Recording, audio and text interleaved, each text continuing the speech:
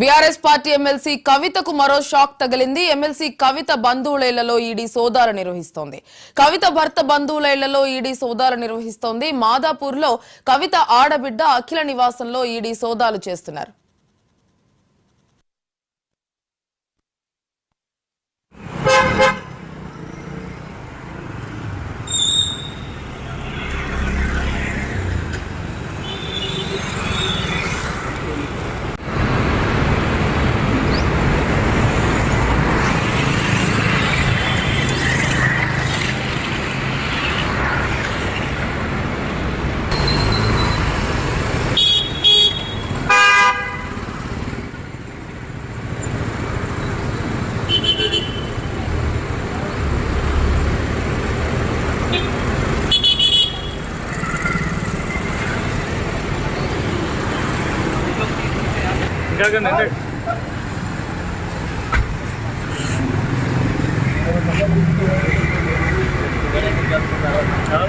White వస్తుంది.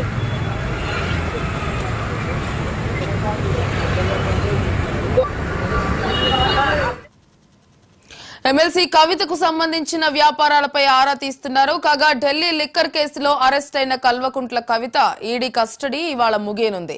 ఈ తరుణంలోనే ఇవాళ రౌస్ అవెన్యూ కోర్టులో కవితను హాజరుపరచనుంది ఈడీ. ఈ వారం రోజుల్లో లిక్కర్ స్కామ్ లో కవితపై ఇంట్రాగేషన్ చేసిన ఈడీ ఇవాళ రౌస్ అవెన్యూ కోర్టులో కవితను హాజరుపరచనుంది.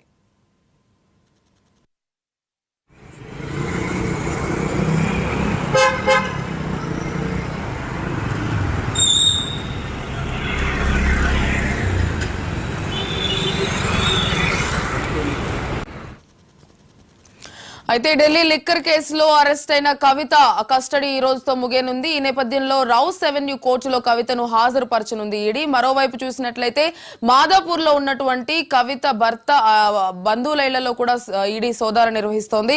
ఇదే అంశానికి సంబంధించి పూర్తి సమాచారం మా క్రైమ్ బ్యూరో చీఫ్ మధు అందిస్తారు. మధు, తో సంబంధం ఉన్నటువంటి వారందరినీ ఒక్కొక్కటిగా ప్రస్తుతం ఈడీ అధికారులు అయితే విచారించడం జరుగుతుంది. ఇందులో భాగంగా మనం చూసుకుంటే రైతు మాదాపూర్ లో ఉన్నటువంటి పలు చోట్ల ఎన్ఫోర్స్మెంట్ డైరెక్టరేట్ అధికారులు అయితే సోదాలు నిర్వహిస్తున్నారు. కవిత భర్తతో పాటు భర్తతో ఆమెకు సంబంధించినటువంటి అతనికి అనిల్కి సంబంధించినటువంటి బంధువుల ఇళ్లలో ఈ సోదాలు నిర్వహించడం జరుగుతుంది. అయితే కవితకు సన్నిహితంగా ఉన్నటువంటి వారందరి మీద కూడా ఈ సోదాలు అయితే నిర్వహిస్తున్నారు. అయితే ప్రధానంగా మనం చూసుకుంటే మాత్రం కవిత ఆడపడుచు నివాసం ఏదైతుందో అందులో ప్రస్తుతం డిఎస్ఆర్ రేగంటి భవనం ఏదైతే ఉందో అందులో ఎన్ఫోర్స్మెంట్ డైరెక్టరేట్ అధికారులు అయితే సోదాలు నిర్వహించడం జరుగుతుంది. ప్రధానంగా మనం గమనిస్తే కవిత ఆడపడుచు అయినటువంటి అఖిల ఇంట్లో ఈ సోదాలు కొనసాగుతున్నాయి.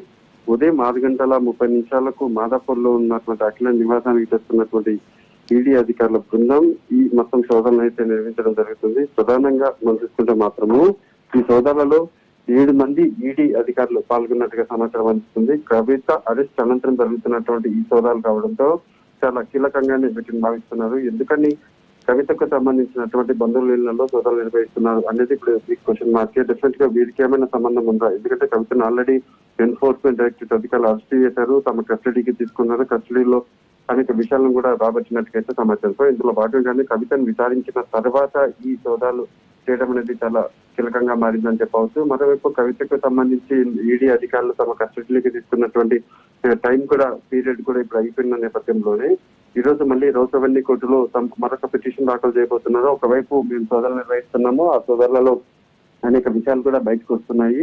ఇంకా మరికొన్ని రోజుల పాటు మాకు కవితను తమ కస్టడీకి ఇస్తే కీలకమైనటువంటి ఆధారాలు సేకరించే పనిలో ఉన్నాము అనేసి చెప్పవచ్చు. అండ్ మోరోవర్ ఇప్పుడు కేజ్రీవాల్ ని కూడా అరెస్ట్ చేసిన నేపథ్యంలోనే కేజ్రీవాల్ ని కూడా కవితను కేజ్రీవాల్ ని కూడా డైరెక్ట్ గా ఫేస్ టు ఫేస్ పెట్టి విచారించే అవకాశం ఎక్కువగానే ఉంది. సో ఈ నేపథ్యంలోనే ఈ విషయాలన్నింటినీ కూడా రౌస్ అవెన్యూ కోర్టులో ప్రవేశపెట్టి కవితను మళ్ళీ తమ కస్టడీకి ఇవ్వాలి అని ఈడీ అధికారులు అడగబోతున్నారు. దీనికి సంబంధించినటువంటి పిటిషన్ మరి కాసేపట్లోనే కోర్టులో ప్రవేశపెట్టిన తర్వాత కోర్టు ఎటువంటి ఆదేశాలు ఇవ్వబోతుందని చూడాలి. ఒకవేళ కవితకు సంబంధించి మరొకసారి సెకండ్ టైం కూడా తమ కస్టడీకి ఈడీ కస్టడీకి కోర్టు అనుమతిస్తే మాత్రం ఈసారి చాలా కీలకంగానే మారే అవకాశం ఉంది. ఎందుకంటే ఇప్పటికే ఆమె దగ్గర నుంచి లిక్కర్ స్కామ్ కు సంబంధించి ఆమె ప్రమేయం ఏంటి, అదేవిధంగా కేజ్రీవాల్ ప్రమేయం ఏంటి అనే దాని మీద పూర్తి స్థాయి నివేదికలు కోర్టులో ప్రవేశపెట్టినటువంటి ఈడీ అధికారులు ఈసారి మాత్రం డెఫినెట్ గా కొంత కీలకంగానే, ఎందుకంటే ఈ రోజుల పాటు తమ కస్టడీలో విచారించినటువంటి విషయాలు ఏవైతే ఉన్నాయో ఆ విషయాలతో కూడుకున్నటువంటి ఆధారాలన్నింటినీ కూడా ధర్మాసనం ముందు పెడితే ధర్మాసనం వాటిని పరిశీలించి మరికొన్ని రోజులు కస్టడీకి ఇచ్చే అవకాశాలు అయితే కనిపిస్తున్నాయి. Right Madhu, thank you.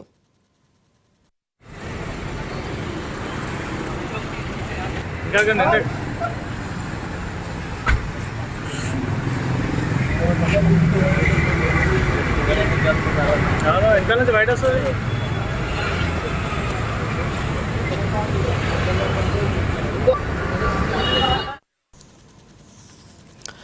అయితే ఢిల్లీ లిక్కర్ స్కామ్ లో అరెస్ట్ అయిన కవిత కస్టడీ ఈ రోజుతో ముగియనున్న నేపథ్యంలో రౌస్ అవెన్యూ కోర్టులో కూడా ఈడీ కవితను హాజరుపరచనుంది. మరోవైపు చూసినట్లయితే కవిత బంధువుల ఇళ్లలో కూడా సోదాలు జరుగుతున్నాయి. అయితే మరోసారి ఈడీ కవితను తమ కస్టడీకి ఇవ్వాల్సిందిగా పిటిషన్ ను వేయనున్నట్లుగా తెలుస్తోంది. మరి కోర్టు దానికి సంబంధించి ఎటువంటి తీర్పు ఇవ్వనుంది అనేది ఉత్కంఠగా మారింది. ఇదే అంశానికి సంబంధించి మా ఢిల్లీ కరెస్పాండెంట్ రామకృష్ణ పూర్తి సమాచారం అందిస్తారు. రామకృష్ణ, ఇక ఈ రోజు 12 గంటలకు మధ్యాహ్నం 12 గంటలకు ఎమ్మెల్సీ కవితను రోజవెన్యూ కోర్టుకి హాజరుపరుస్తున్నారు. రోజవెన్యూ కోర్టులో ఆమె కస్టడీ ఈ రోజు ముగుస్తున్న నేపథ్యంలో ఆమెను మరో 7 రోజుల పాటు కస్టడీకి కూడా ఇవ్వాలని చెప్పేసి ఈడీ అధికారులు అడుగుతున్నారు. మరి ఈడీ అధికారులు అడుగుతున్న మేరకు కస్టడీకి ఇస్తారా లేదంటే రిమాండ్ పంపిస్తారా చర్చనీయాంశంగా మారింది. అయినప్పుడు కూడా ఈ రోజు ఉదయాన్నే 12 గంటలకు రోజులని కోర్టుకి కవితను తీసుకొస్తున్నారు ఈడీ కార్యాలయం నుంచి.